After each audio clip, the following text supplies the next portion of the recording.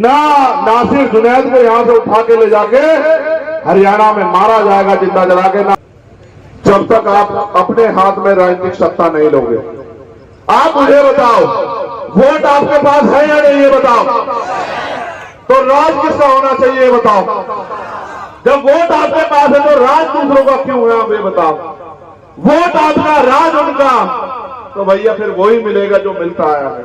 और अगर वोट आपका, राज भी आपका, तो वही मिलेगा जो आप चाहोगे। आपको फैसला करना है कि आप 75 साल की आजादी के बाद भी आप राजस्थान में गुलामों की तरह जीना चाहते हो या अपनी ताकत बना के स्वाभिमान सम्मान के साथ जीना चाहते हो, ये आप तय करो।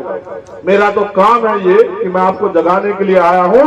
और जब तक गोलियों से कहा डरता आपका खून, गोलियों से डरता तो यहां थोड़ा होता, गोली एक नहीं 1000 खानी पड़ जाए, लेकिन आपके सम्मान की लड़ाई लड़ी जाएगी जब तक लहू का आखिरी कतरा शरीर में है।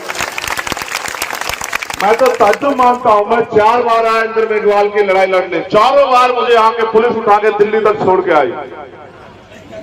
5वीं बार मुझे बड़ा गुस्सा आया, मैंने कहा कि चलो अब की बार पकड़ के दिखाना।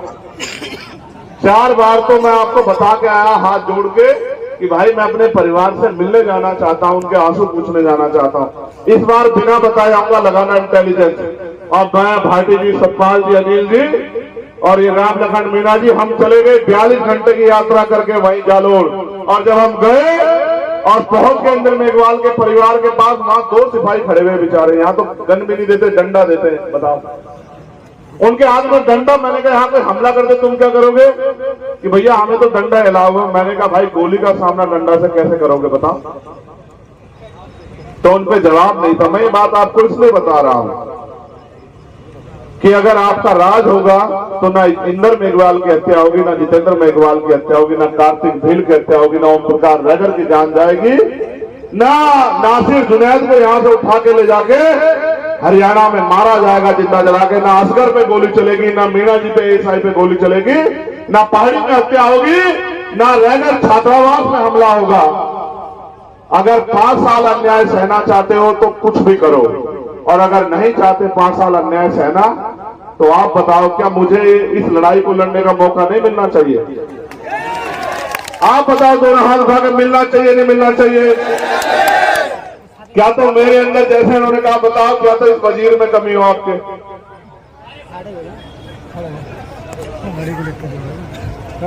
क्या तो आपका वजीर अच्छा ना हो? वजीर भी बड़ी उपाधि है यार। ये बताओ क्या तो ये आपका सिपाही अच्छा ना हो?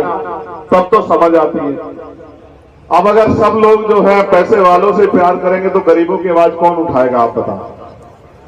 आप नहीं जानते हो क्या?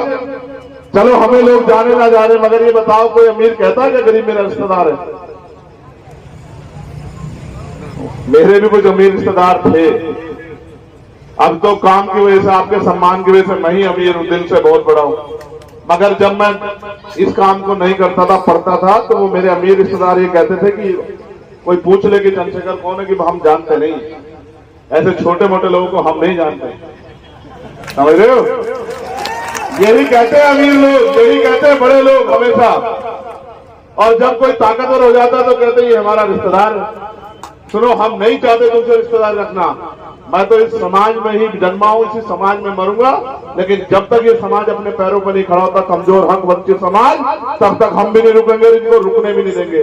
और एक एक नौजवान को कैटराइज करके इतना ताकतवर बनाएंगे कि इनके सरकार के 20-20 एमएलए पे एक बिना हमारा एमएलए के हमारा आम कार्यकर्ता भी भारी पड़ेगा, याद रखना।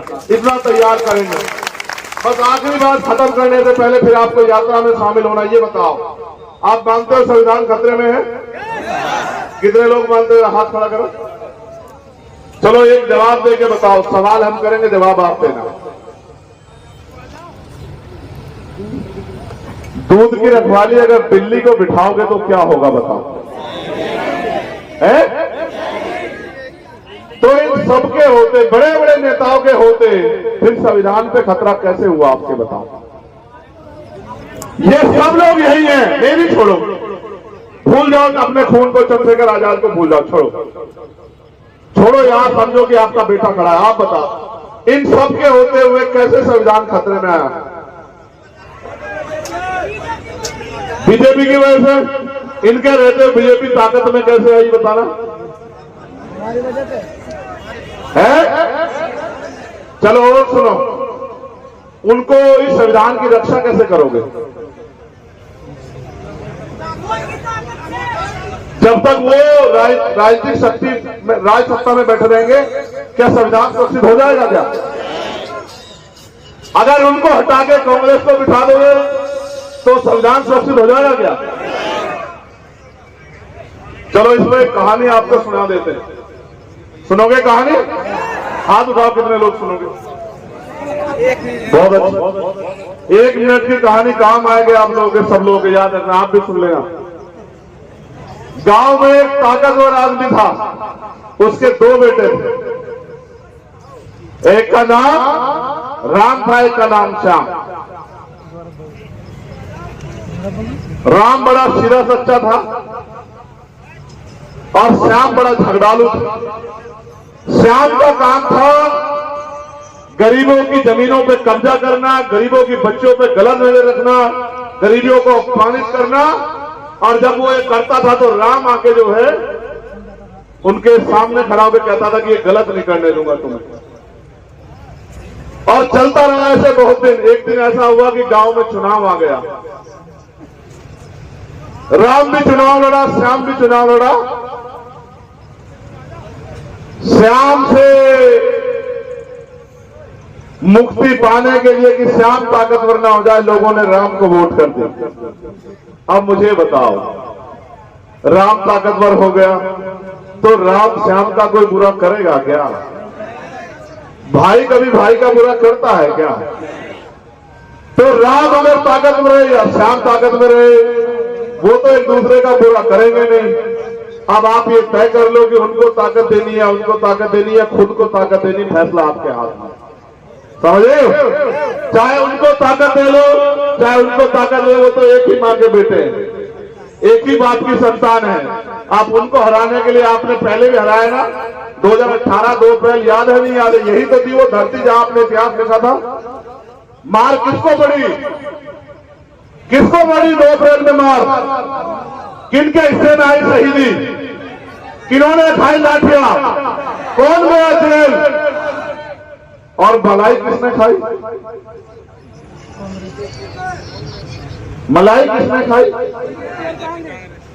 मलाई वो खाए और लाठी आप खाओ। वाजी वाह, वाजी वाह। लाठी आप खाओ, मलाई आप खाओ, समझ आता है, लेकिन लाठी आप खाओ और मलाई वो खाओ, ये समझ में नहीं आता। इतने बेवकूफ मत बनो, इतने भोले मत बनो कि अपनी ताकत को दूसरे, अपनी चाबी को, अपनी ताकत को दूसरे के हाथ में दे दो, फिर तमाशा देखो बैठ के।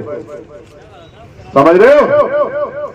तो इस बार मैं आपसे आग्रह करूंगा, आप यात्रा में अब शामिल होना, लेकिन अपनी वोट को आजाद समाज पार्टी को देके आजाद समाज पार्टी को ताकतवर बनाना और मेरे हाथों को मजबूत करना कि मैं इस लड़ाई को जिस तरह जमीन पर लड़ रहा हूं, उसी तरह से सदन में भी आपकी इस लड़ाई को लड़ते हुए अपने लोगों को देखूं और आने वाले कल में आपका राज यहां स्थापित हो। बहुत बहुत धन्यवाद।